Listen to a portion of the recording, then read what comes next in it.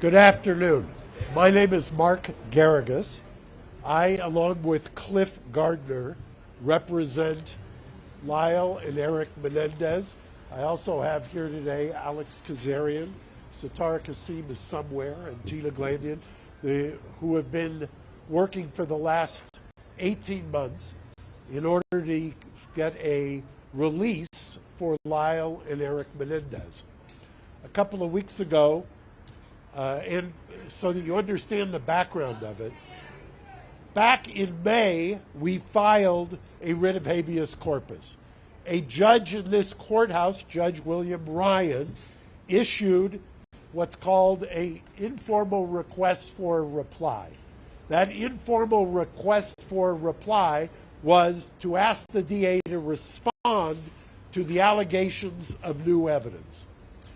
Part of the two prongs of new evidence were, number one, a letter that was found at Marta Cano's house that was a letter written by Erik fully 8 months before the killings to his cousin Andy.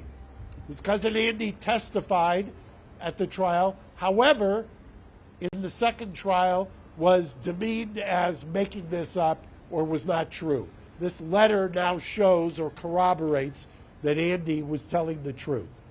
The letter describes the abuse. The letter, I believe, was released, at least temporarily, by the DA's office, and anybody who wants it, we can release that as well. The other pillar of the writ of habeas corpus was a declaration by Roy Rosello. The declaration by Roy Rosello is incredibly important for a number of reasons.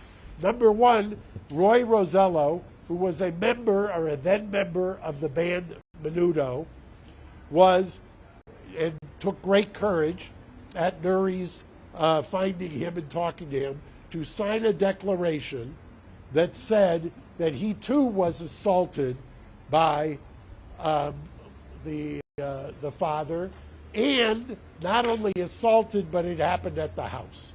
The reason that's important is that it corroborates what was testified to in trial number one, that it corroborates the fact that the safe place that Jose thought he had was in the house. It corroborates what the family members said was the very uncomfortable rule in that house, that you could not go down the hallway if Jose was with one of the boys. That was the ground upon which he prayed. We have those two items. Now, there is a separate track. About 3 months ago, we sent a petition, and mind you, the DA's office, there's been those who have said, well, this is election nearing, blah, blah, blah. We filed this, and the DA has been, Mr. Gascon's office, has been engaged with us productively, strongly, for well over a year. Joan, who you will hear from in about 5 minutes, we actually, because of her young age, she turns 93 next month, we had what's a very rare thing done back in December, which is called a conditional examination. It's a deposition in a criminal case to preserve her testimony. She was there with her lawyer, Brian Friedman, who represents the family. And what we are also on a parallel track doing is asking, and have been asking, the DA to look at the work they have done and resentence them, to support the resentencing. Now, when I say the work they have done, Lyle and Erik have started, mind you, since 2005, up until the time that Judge Ryan issued the request for an informal reply, have had no hope of ever getting out. Since 2005, they had exhausted all legal remedies. They had resigned themselves to being in prison for the rest of their lives. You could take two tracks on that. You could either just become a hardcore, irreconcilable recidivist, or you could do what they've done, which is create programs, counsel people, develop amazing programs, mentoring people, go to college, get degrees. Lyle, in fact, graduated from the first ever class in June. I watched it, of a combination of UCI along with the Department of Corrections. The first class, Mr. Friedman and I were there, of 22 prisoners who got their BA degree while in prison, and a bunch of them life without parole. So there is an idea that there is redemption. There is an idea with their green space project of rehabilitation. I will tell you, in over 40 years of doing this, I have never seen the amazing, exemplary rehabilitation and mitigation evidence that we have now presented to the DA's office. We're going to hear from the family today briefly, and I will tell you, I'll give you kind of a coming attraction. I will start with Anna Maria. She will tell you exactly the genealogy. We have over 20 relatives, both Kitty and Jose's sides of the family. This is virtually unprecedented in my practice, and I would dare say it anywhere, that 20 family members on both sides, victims, constitutional victims under Marcy's law, are here to urge the DA to resentence. After they're finished speaking to you today, we will then, Mr. Friedman will take them across the street to the Hall of Justice, and they will go through what Gascon does in resentencing, and they will meet with the resentencing unit. They will, under the California Constitution, Marcy's law, they will voice their opinion on why they believe it's time that these gentlemen come home. That they've spent over 35 years, and I've said it once, I've said it twice, if they were the Menendez sisters, they would not be in custody. We have evolved, it's time, and without further ado, I'm going to introduce Anna Maria, who's going to come up and speak. Good afternoon, everyone. Buena tarde. My name is Anna Maria Baralt. I am the niece of Jose Menendez. I stand before you today not just as a member of the Menendez family, but as someone who believes in truth, justice, and healing.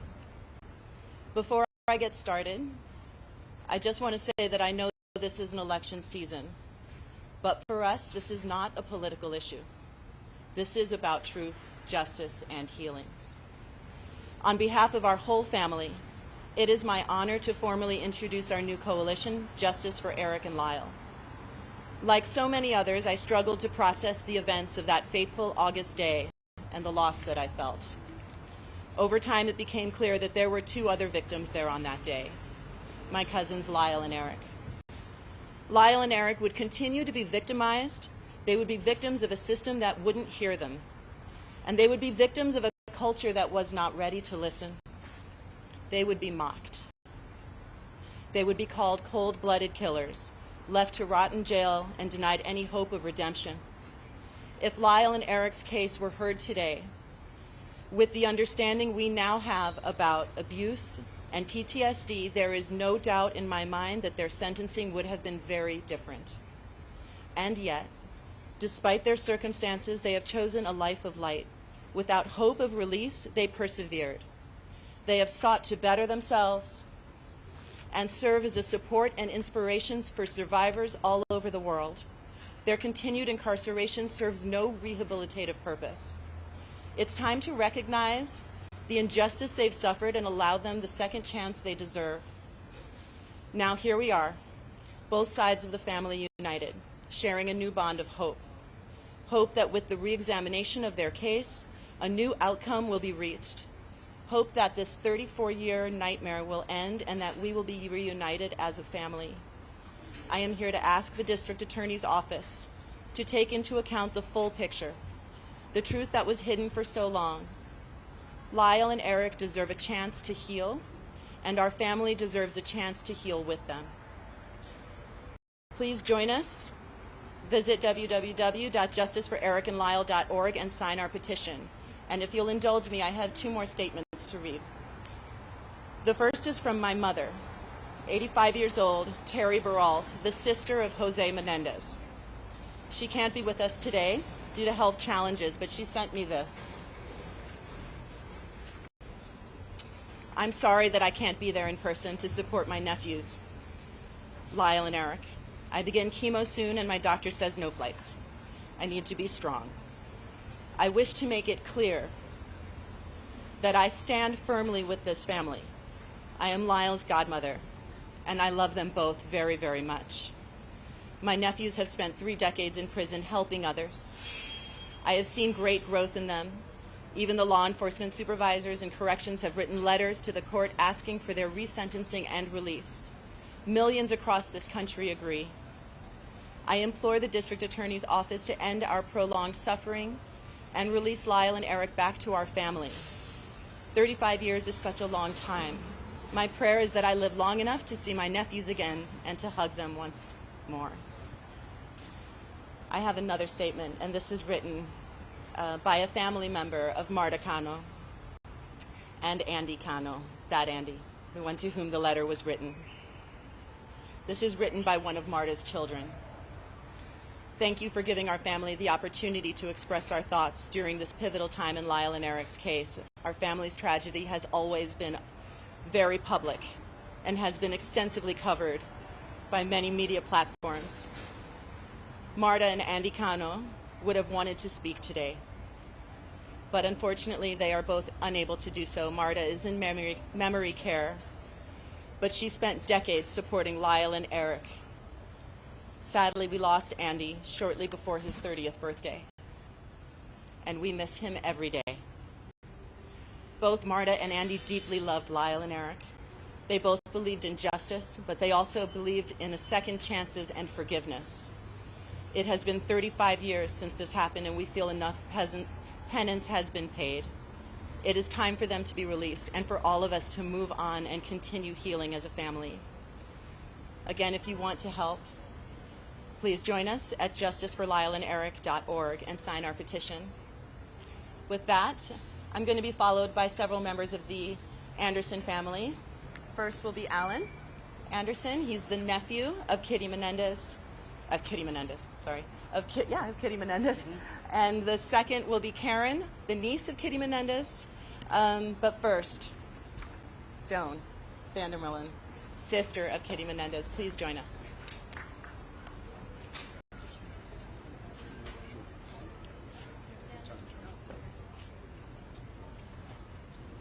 Soldiers, thank you.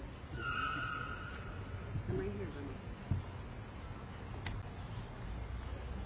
Not very much space for paper, is there? You want the glasses on? No, they're not even mine, but yes. Okay. They match the top. Okay. Please know that I'm nervous and full of emotions. I never thought this day would come. I am Kitty's sister. I stand here today with a heavy heart and also with hope and justice and understanding. We have received such an outpouring support in recent weeks, which led us to launch this formal initiative. For many years, I struggled with terms with what happened to my sister's family. It was a nightmare none of us could have imagined.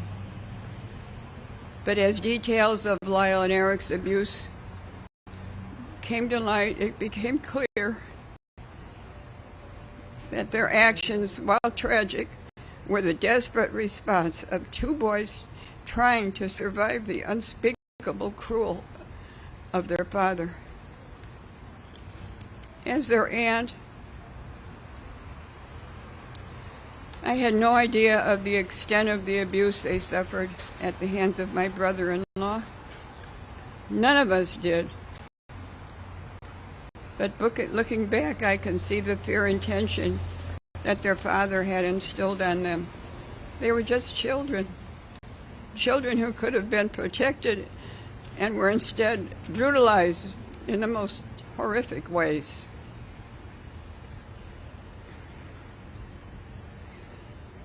The truth is, Lyle and Erik were failed by the very people who should have protected them, by their parents, by the system, by society at large. When they stood trial, the whole world was ready to believe that the boys could be raped. Was not ready, excuse me, not ready. The whole world was not ready to believe boys could be raped, or that young men could be victims of sexual violence. Today we know better. We know that abuse has long-lasting effects, and victims of trauma sometimes act in ways that are very difficult to understand.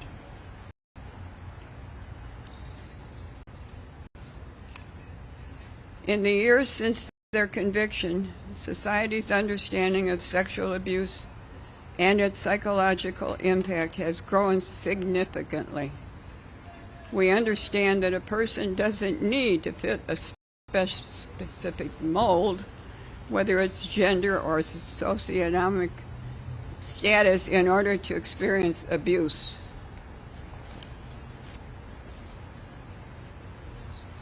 In their case, if it were tried today, the evidence of their father's abuse would not only be admitted in court, it would provide essential context for why they acted as they did.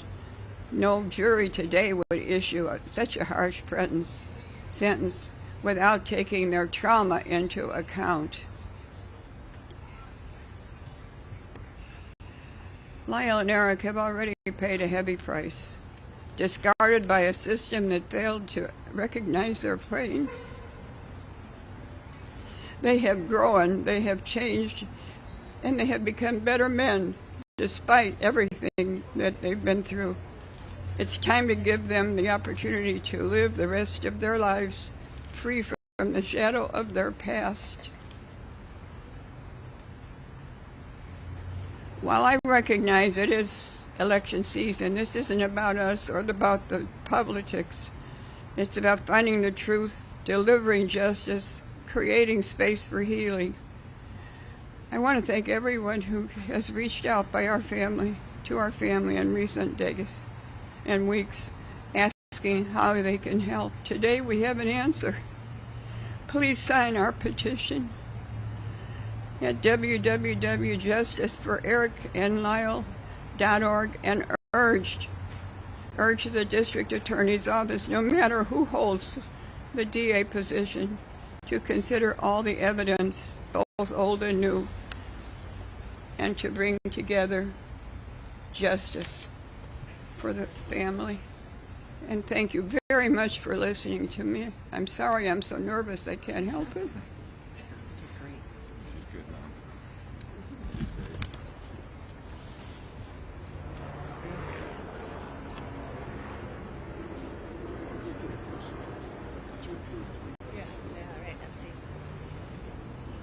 Next we have Alan Anderson, nephew of Kitty Menendez.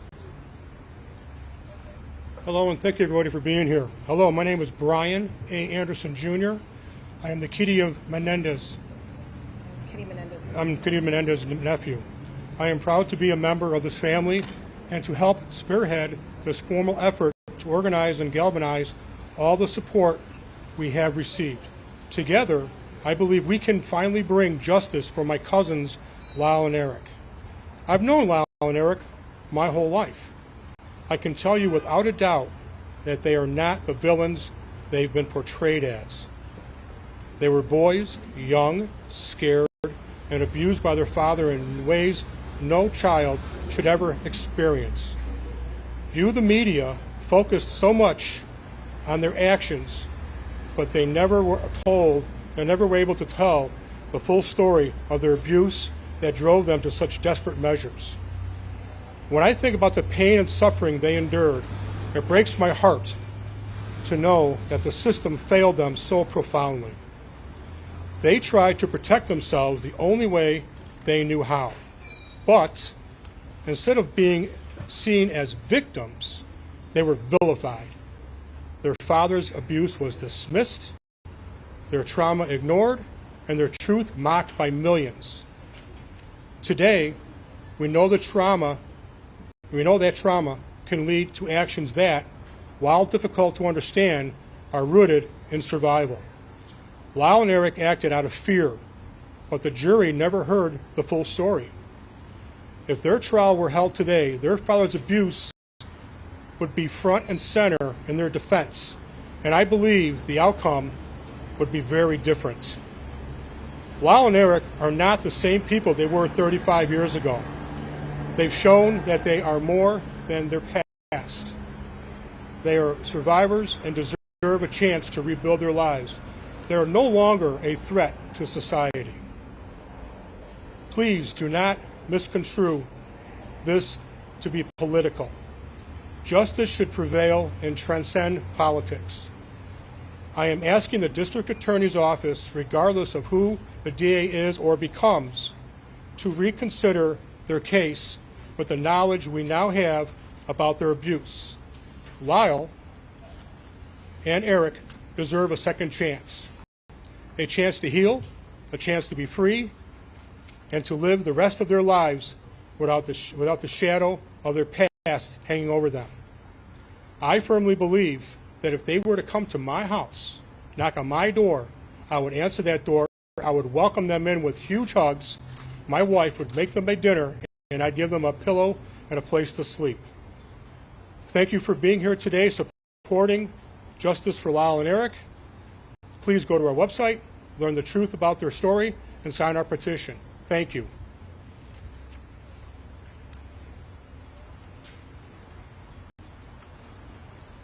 Please welcome Karen Vandermullen, niece of Kitty Menendez. Good afternoon. There's a lot of you, and I'm very nervous. My name is Karen Vandermullen Copley.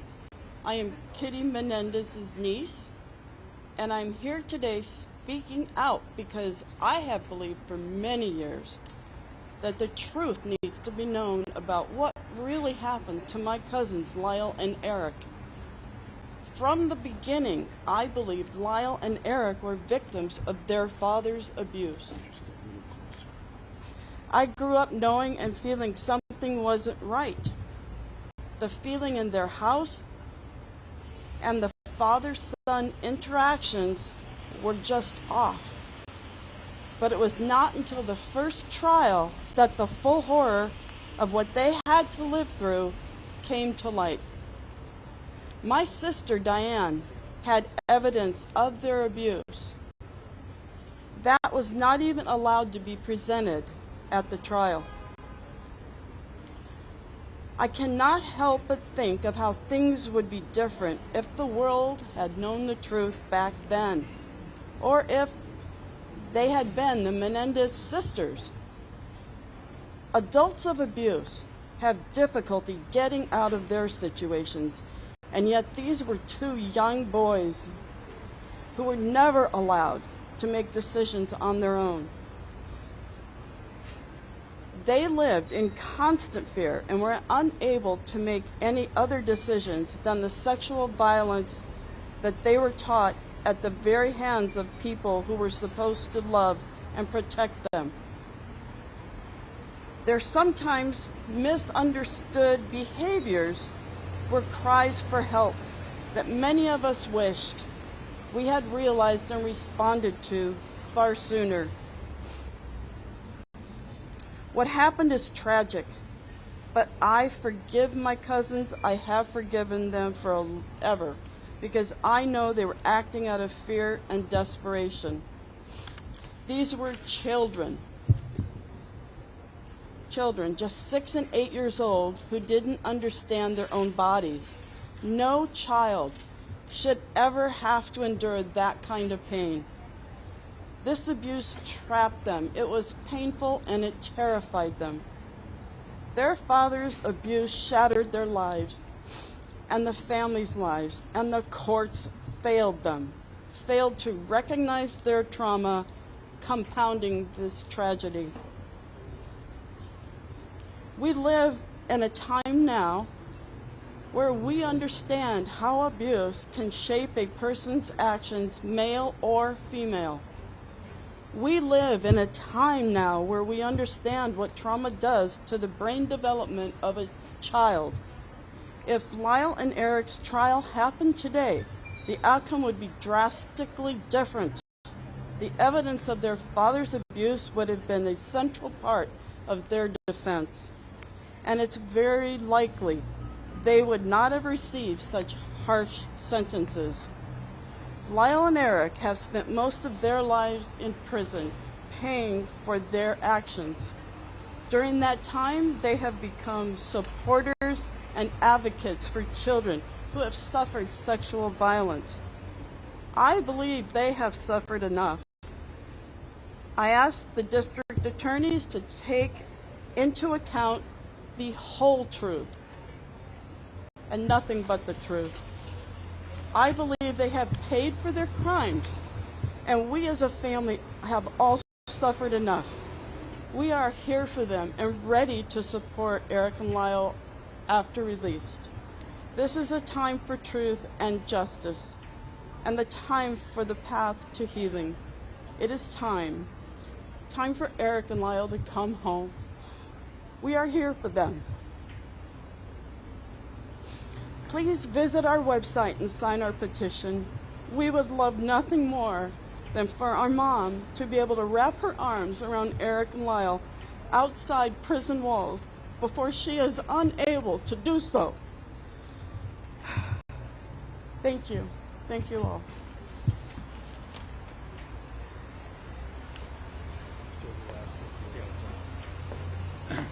Hello, everyone. My name is Brian Friedman, and I represent the extended family members of the Menendez family. First of all, the family is gathered here in support, and really thanks everyone for coming out and for being here and for supporting one message, which is, this shouldn't happen again.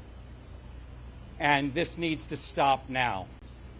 And that what needs to happen is the consideration of second chances, the consideration of the abuse, and changing what we know in our society to be wrong, and we know in our society to give people second chances. The families here united. Erik and Lyle have been through so much in 35 years. But these family members have been through so much 35 years. They're going to go across the street now. They're going to meet with the DA's office. They're going to exercise their constitutional rights under Marcy's laws to be heard. And they would respect and ask if they could make that journey peacefully so that they can share their truth, desires, and honesty with the DA's office. And again, thank you for the support and for being here. And Mark Garagos, thank you. As Brian said, if we can let, especially Joe, get across, I'll answer some questions in about 2 minutes, if that works. Yes.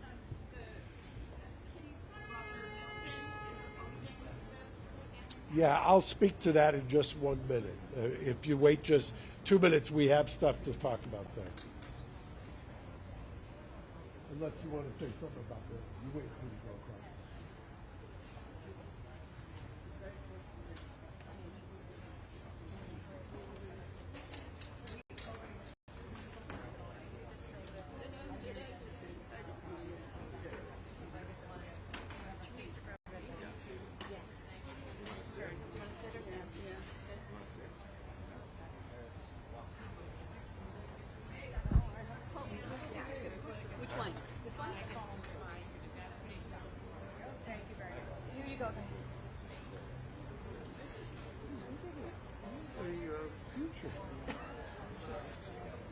God willing, I never do this again. Yeah, give me 3 minutes. Just let me get Joan situated. Okay, thank you. Holly, you'll stay, Satara will go.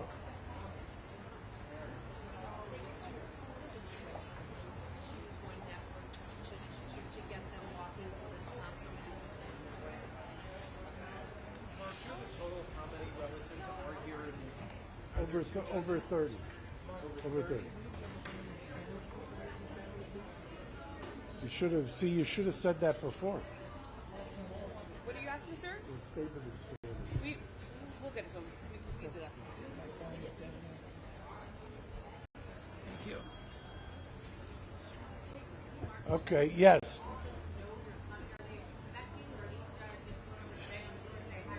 No, we talk. Part of what Brian had referred to is under Marcy's law, the California Constitution requires that victims get a say.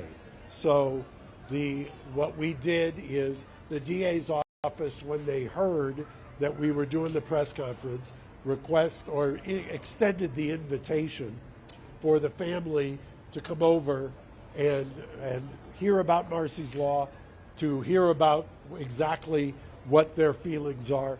I will tell you, and I said it before, that the DA's office from 18 months ago has taken this very seriously. And I say that because there are times, whether it's high profile, low profile, that I don't get the feeling that we're being heard. I get the feeling here that we have been being heard. I get the feeling that there is genuine. I think the DA has mentioned in his remarks that there is a division in the office. I understand that. I mean, I get that. But I don't think that there should be any division when you've got a united front of this many family members. And I know somebody had asked me about one of the family members. I would just say I don't want to cast aspersions on anyone. All I will say is think about your own family. Do you think you could get almost unanimous support out of your own family and extended relatives for anything you do? So I'll leave it at that.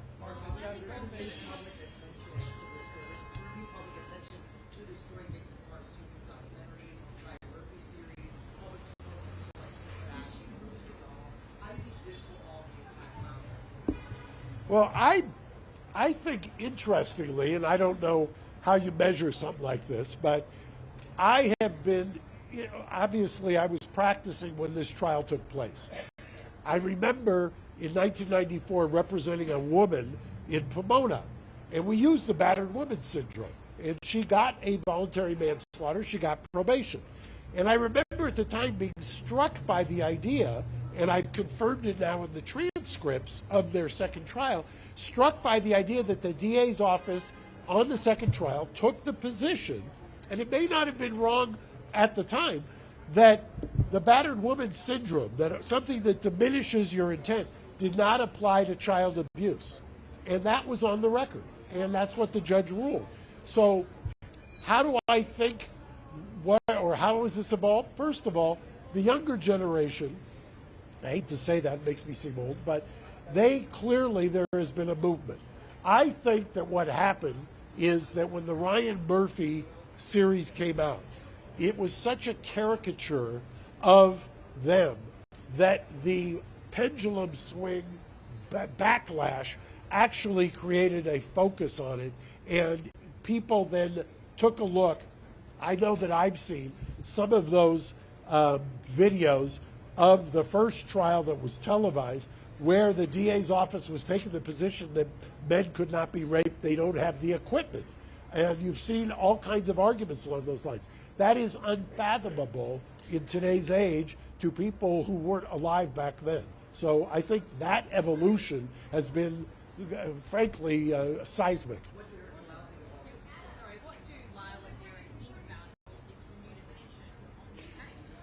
I think one of the reasons that we mentioned early on and that the family has said it, they had absolutely no hope after 2005. So after 2005, they didn't believe, they thought they were going to spend the rest of their life in prison. And they had resigned themselves to it. And all of the programs, I invite anybody to take a look at what's called the Green Space program that they have. The Green Space program that they have created down there, that's based on the Norwegian model, that is something that they have done in order to reacclimate prisoners who are being released. I look at both the external programs that they've done and the introspection and work they've done on themselves. I've used the term cautiously optimistic. I mean, there is an irony that DA politics played a role in their conviction.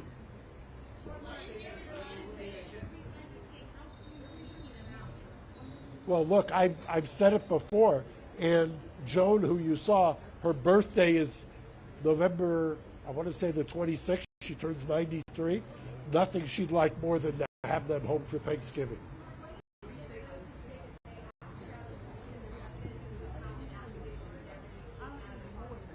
That's what the question was. What do you say to the people who say they acted out of greed? I have two responses to that. Number one, that's why the letter that predates the killing from Erik to Andy is so important. Number one, it corroborates that it was happening before. Number two, people forget this, probably before you were born. They went to the grand jury. The DA's office went to the grand jury on the financial motive theory. The grand jury, which will indict anybody on anything, the grand jury rejected that theory. So that is another one of the urban legends. Here you go, sir. Thank you. Here you go. Thank you. Here, sir. Here you go, sir. Okay, get him after. Well, I don't think that the protocol in the DA's office is anything but what we're doing today. The protocol today is that you meet with the resentencing unit, you get informed of Marcy's law, and you go from there.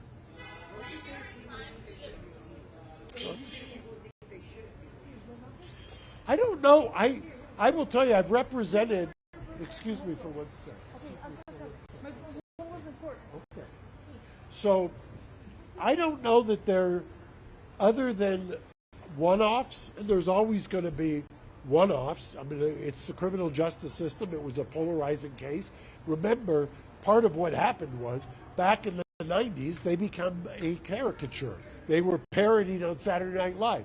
I would venture to say that would not happen today. So it's America. There's people with diverse opinions. I just would reiterate, there were two juries in trial number one, back in the 90s. Two juries, one for Erik, one for Lyle. 24 jurors who deliberated. Half of them voted not guilty on murder. Half. Mark, you need to talk with Edgardo Diaz, manager de Menudo. You need to recollect for this process. Or another Menudo talked with you. Well, I've said before that the Menudo Declaration by Roy Rosello is important. But you combine it with, by the way, that is so that you can separate the mental gymnastics. Part of this is to overturn the conviction. The other part is that I think is unassailable, even to your question, to anybody who says, well, they shouldn't get out.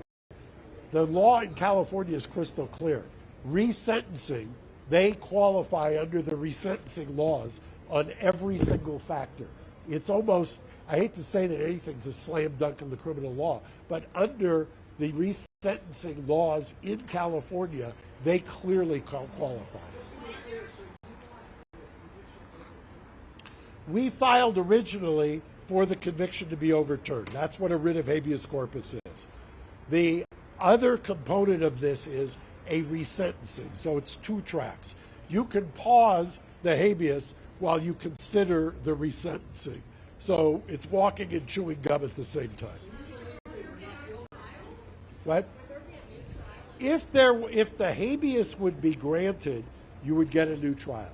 If they are resentenced, the judge under California law has the ability to recall the sentence and sentence them to a wide range of options.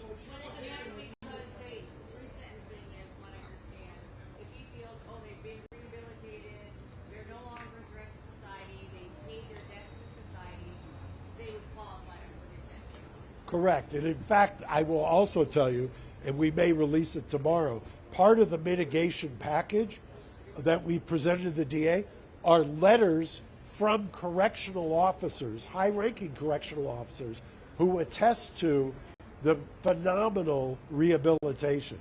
We have a number of correctional officers who have actually said if released, they should be released, and that they would welcome them as neighbors in their neighborhood. I'm going to take 2 more questions because I want to get over there to meet with the DA as well. What?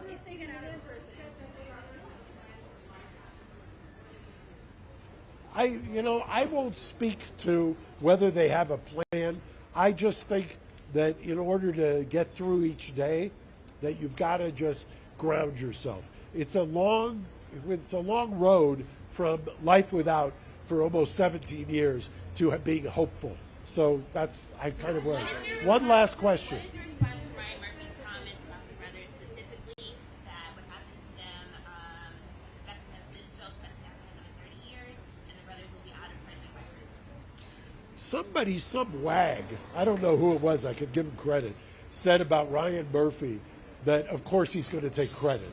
I didn't say it, so I don't know the man. Anyway, thank you. Menendez plus minute of force betrayed. Started 18 months ago.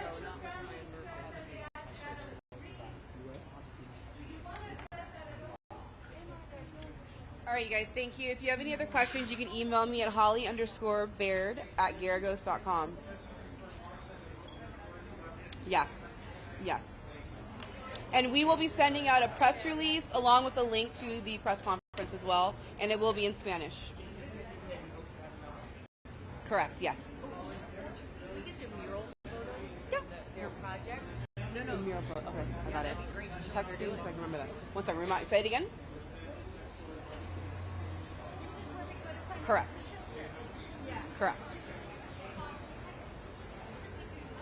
Holly_Baird@garagos.com. Hi, how are you, sweetie? Yeah.